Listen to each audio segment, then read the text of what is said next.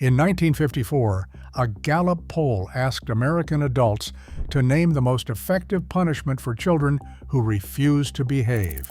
40% said whipping, not timeouts, not parent-teacher conferences. Whipping. That was the country your grandparents went to school in, and corporal punishment was only the beginning.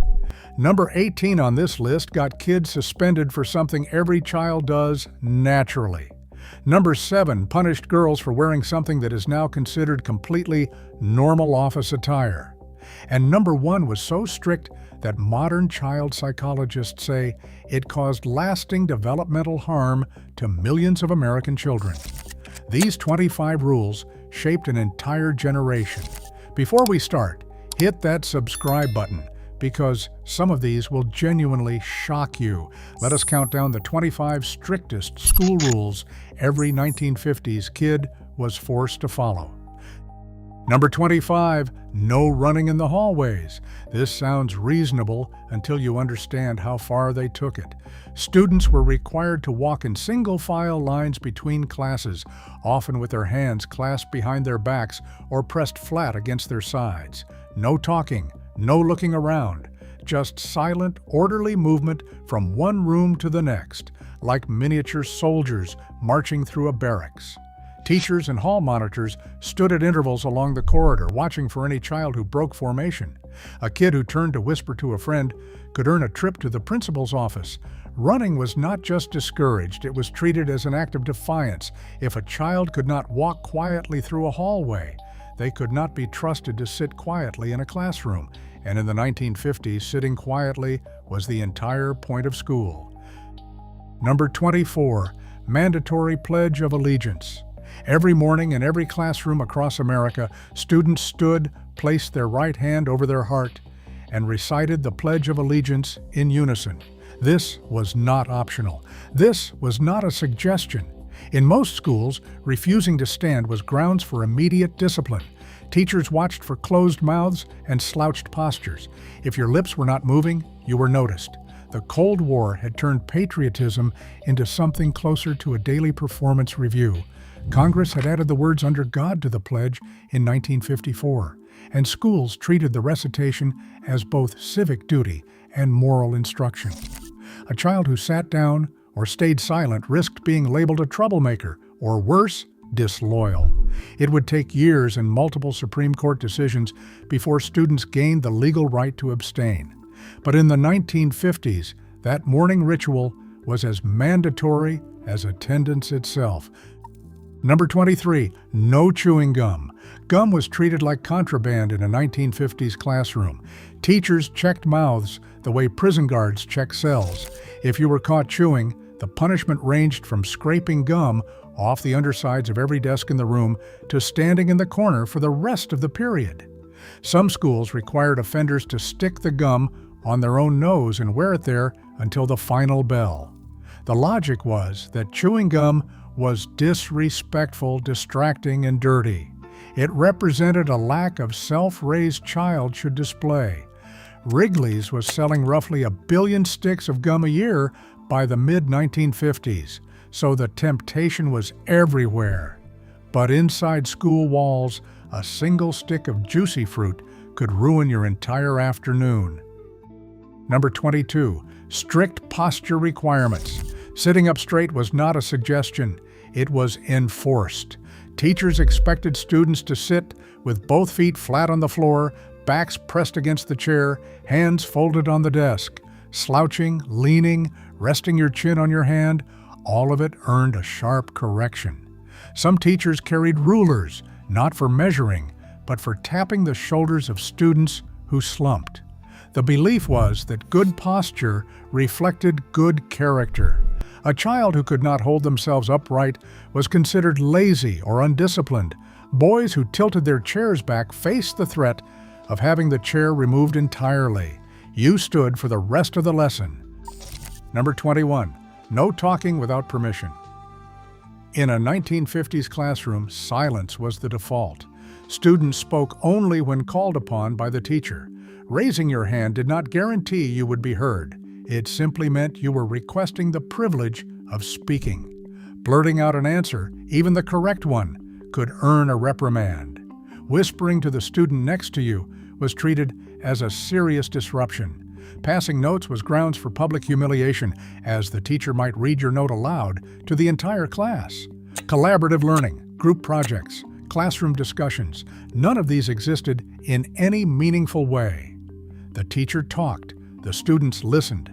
The flow of information moved in one direction only, from the front of the room to the rows of silent desks. A child who naturally wanted to share ideas or help a classmate learned quickly that generosity of spirit had no place in a 1950s classroom. Number 20. Boys' hair regulations. A boy's hair in the 1950s had to be short, neat, and above the ears and collar at all times. Crew cuts, flat tops, and clean side parts were acceptable.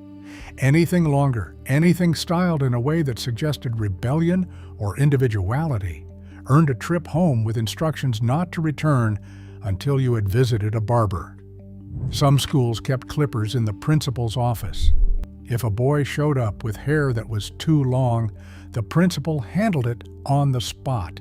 No appointment necessary. The association between long hair and delinquency was deeply embedded in the culture. Elvis Presley's slicked-back pompadour scandalized adults across the country, and school administrators made it their personal mission to ensure that Elvis's influence stopped at the schoolhouse door. A boy's haircut was not a matter of personal style. It was a measure of his family's values and his own moral character. Number 19. Girls forbidden from wearing pants. Girls in the 1950s wore skirts or dresses to school every single day, regardless of the weather. Pants on girls were considered inappropriate, unfeminine, and in some districts explicitly banned by written policy. Even in January, even in Minnesota, even when the wind chill dropped below zero, girls walked to school in skirts with bare legs or thin stockings. Some mothers sent their daughters in pants underneath a skirt for the walk to school, with strict instructions to remove the pants before entering the building. Gym class sometimes allowed shorts, but regular classroom hours demanded skirts at all times. The length was policed too. Hemlines had to fall below the knee. Teachers carried rulers and would measure if a skirt looked questionable. This rule had nothing to do with learning, and everything to do with enforcing the gender expectations of the era. Girls were being trained for a world where their appearance mattered more than their comfort. First pattern break. Here is where things start to get darker. Everything up to this point might sound strict, but manageable.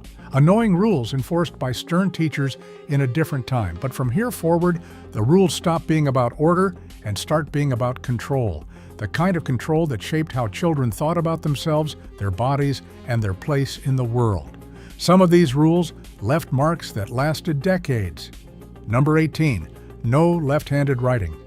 If you were born left-handed in the 1950s, your teacher considered it a problem that needed fixing. Left-handed children were forced to write with their right hand. Teachers tied the left hand to the chair, held it behind the student's back, or simply slapped it with a ruler every time the child reached for a pencil with the wrong hand. The practice was rooted in centuries of superstition. The Latin word for left, sinister, tells you everything about how the culture viewed it. Left-handedness was associated with clumsiness, bad manners, even moral failing. Roughly 10% of the population is naturally left-handed. In the 1950s, that meant millions of children across America were being punished daily for something completely beyond their control.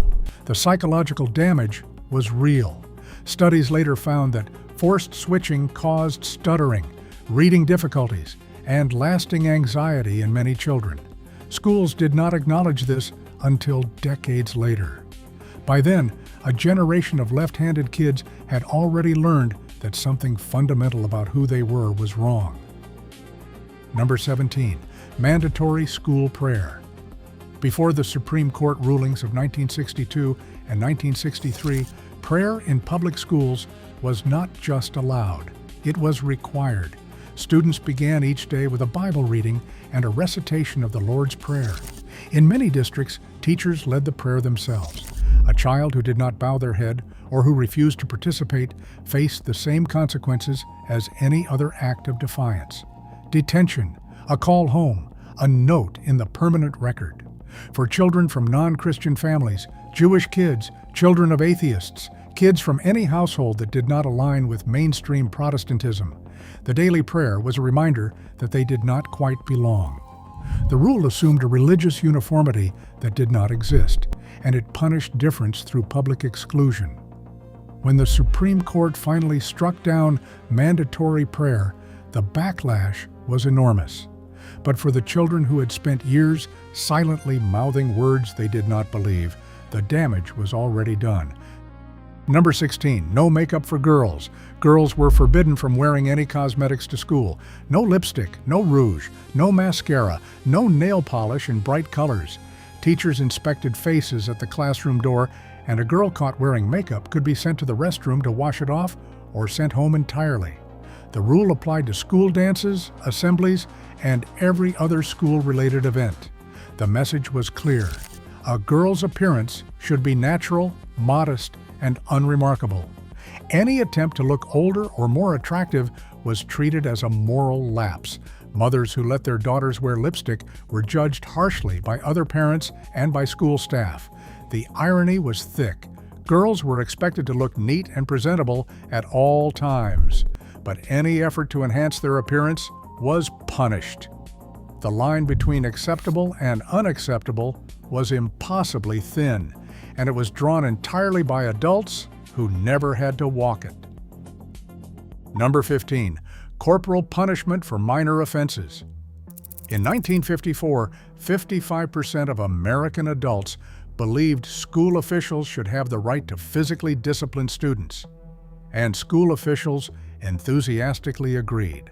Paddling, spanking, rapping knuckles with rulers, and pulling ears were standard responses to infractions as minor as talking out of turn, forgetting homework, or arriving late. The paddle was kept in the principal's office, sometimes hanging on the wall in plain view as a warning. Students who were sent for punishment often had to bend over a desk while the principal delivered several hard strikes. Then, they were sent back to class. No ice, no conversation about what happened, just the sting and the humiliation. Some teachers handled discipline themselves, keeping a wooden ruler at the front of the room and using it freely throughout the day. A tap on the wrist for fidgeting, a smack across the palm for a wrong answer. The practice was legal, supported by parents, and almost universally accepted. It would take decades of research into child psychology before anyone in a position of authority questioned whether hitting children was the best way to help them learn. Number 14, no food or drink in class. Water fountains existed in the hallway for a reason, and that reason was the only time you were allowed to drink. Bringing a snack or a drink into the classroom was unthinkable. Lunch happened at lunch. Breakfast happened at home. Everything between those two events was a food-free zone. If a student was caught eating in class, the food was confiscated and often thrown away in front of them. A candy bar hidden in a desk was treated with the same seriousness as a note passed during a test. The rule had practical roots. Spills damaged books and desks, and crumbs attracted mice. But it was enforced with a rigidity that ignored the reality of growing children who needed fuel. A kid who skipped breakfast because the family could not afford it simply went hungry until noon. Nobody asked why you were hungry. They just told you to wait. Number 13, standing when an adult entered the room. When the principal, a visiting parent, or any adult walked into a classroom in the 1950s, every student was expected to stand immediately.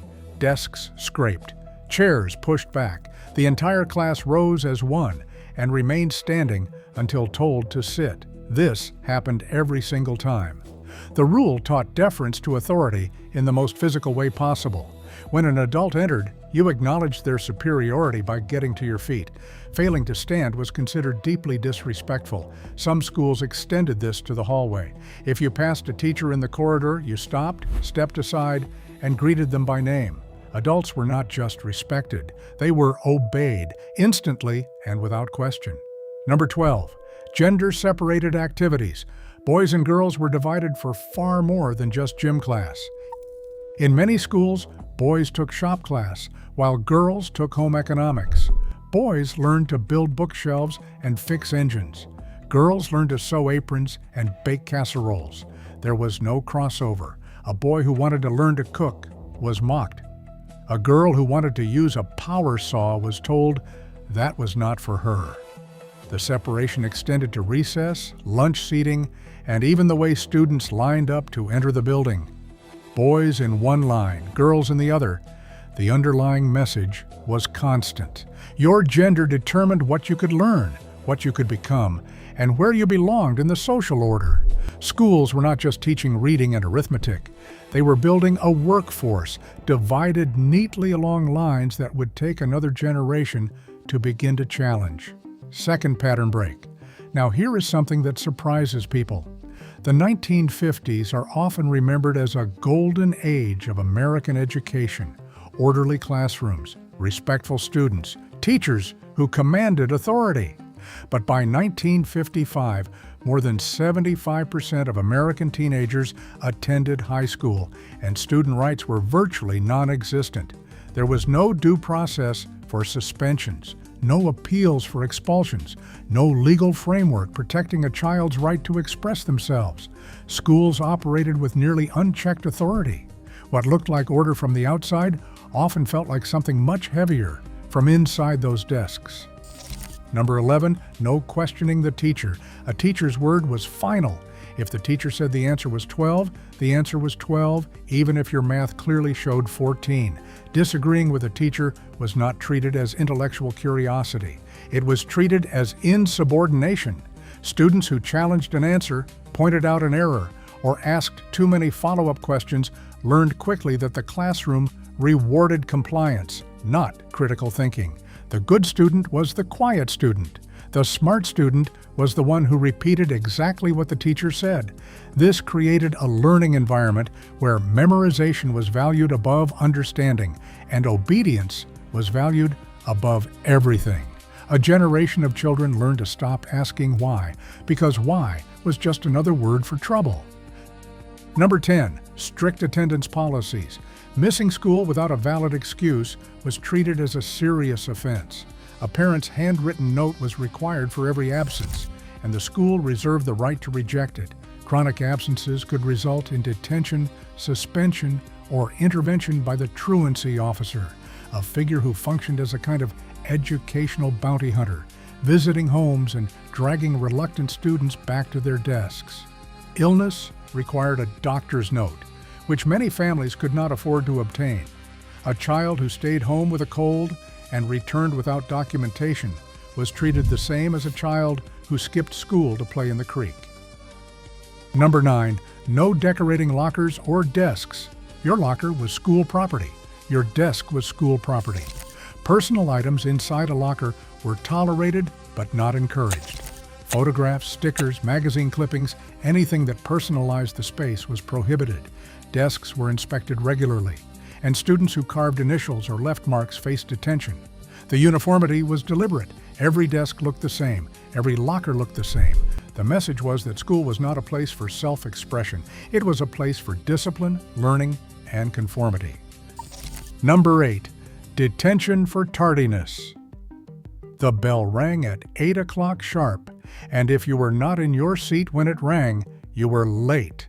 It did not matter if you were 30 seconds behind because you stopped to tie your shoe. It did not matter if the bus was late, if your mother's car would not start, or if the family only had one alarm clock and your father needed it for the morning shift at the factory. Late was late. The consequence was automatic. Detention after school, usually spent sitting in silence at an empty desk.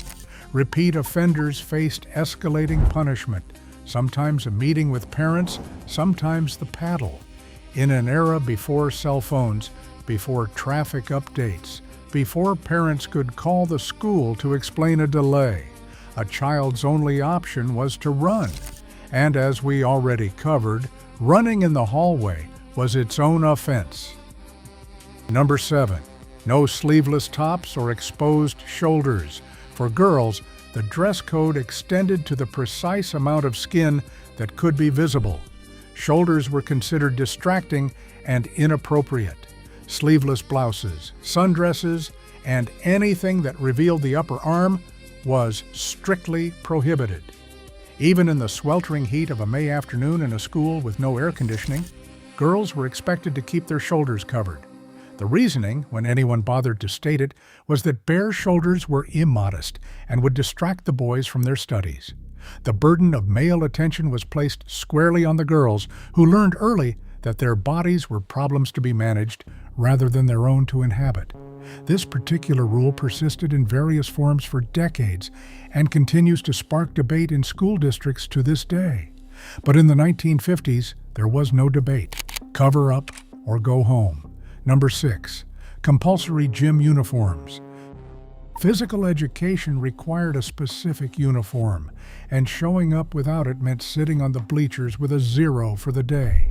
For girls, the standard gym outfit was a one-piece bloomer suit that had to be purchased from the school. For boys, it was a white t-shirt and dark shorts, sometimes with the school's name stenciled across the chest. The uniforms had to be clean, they had to fit properly, and they had to be identical. Students who could not afford the uniform received no accommodation.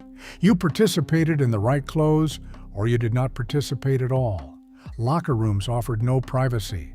Showers after gym were mandatory in many schools, and students who refused could be marked down or disciplined. Third, pattern break. And here is where the rules move beyond the classroom and into something that shaped how children understood their own value. The remaining entries are not just strict, they represent a philosophy that treated children as vessels to be filled rather than minds to be developed. Number 5, no bathroom breaks during class. Restroom use was scheduled.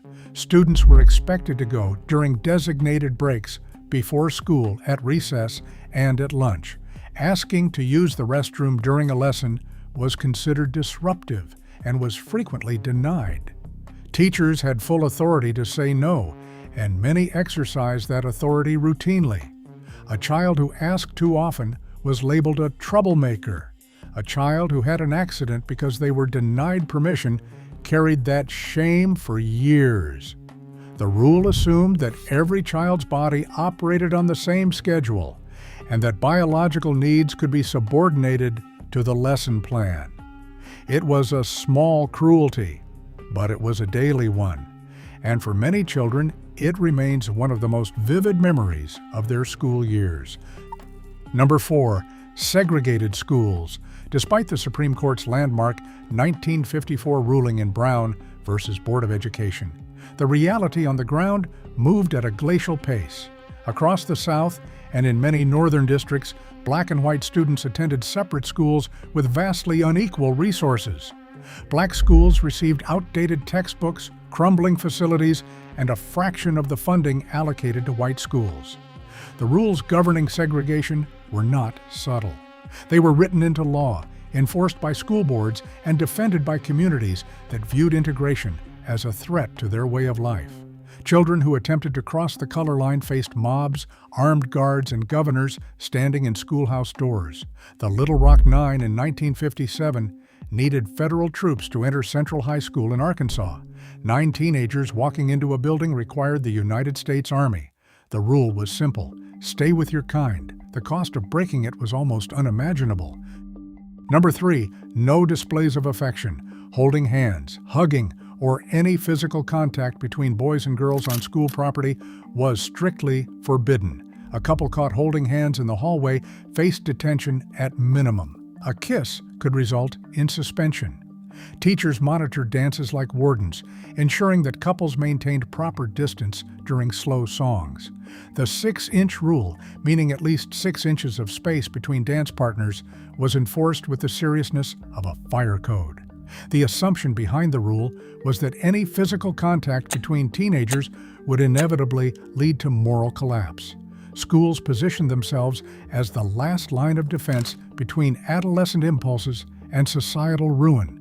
The result was that normal, healthy expressions of affection were driven underground, treated as something shameful rather than something human. Number 2, automatic expulsion for pregnancy. If a girl became pregnant in the 1950s, her education was over. Not suspended, not transferred, over. Pregnant students were expelled immediately and permanently. There was no continuing education option, no home tutoring, no path back. The girl was simply removed from the student body as if she had never existed. The boy involved faced no academic consequence whatsoever. He remained in school, graduated on time, and went on with his life. The pregnant girl was sent away, often to a home for unwed mothers, where she would deliver the baby, usually give it up for adoption, and return to her community carrying a stigma that followed her for decades. This rule destroyed educational opportunities for thousands of young women every year. It punished girls for biology while exempting boys entirely. It was one of the most devastating double standards in the history of American education, and it would not be formally addressed until Title IX was passed in 1972. And number 1, forced right-handedness. This is number 1 because it was not just a rule about behavior, it was a rule about identity. If you were left-handed, the school decided you were wrong. Not your penmanship, not your technique, you. The core of who you were, the hand your brain naturally chose, was treated as a defect that needed correction. Teachers tied left hands to desks. They slapped reaching fingers with rulers. They wrapped rubber bands around left wrists until the skin turned red. They stood over 6-year-old children and physically moved the pencil from one hand to the other, day after day, week after week, until the child either switched or broke. The practice was based on nothing but superstition and cultural bias. Left-handedness was associated with evil, with clumsiness, with being lesser. Roughly 1 in 10 children was subjected to this, and the effects were devastating. Researchers have documented increased rates of stuttering, dyslexia, spatial confusion, and anxiety in children who were forced to switch dominant hands. Some never recovered full fluency in either hand. They spent their lives writing awkwardly, neither fully right-handed nor allowed to be left-handed. An entire generation of children was taught that the most natural thing about them was a mistake. Schools did not apologize for this. They did not acknowledge the harm. They simply stopped doing it quietly, decades later, when the science became impossible to ignore. But for the millions of kids who sat in those desks with their left hands tied behind their backs, the lesson was already learned. Something about you is wrong, and we are going to fix it, whether you like it or not. Those were the 25 rules that defined what it meant to be a student in 1950s America. Some seem almost quaint from a distance. No chewing gum. Stand when an adult enters, but others reveal something much harder to look at.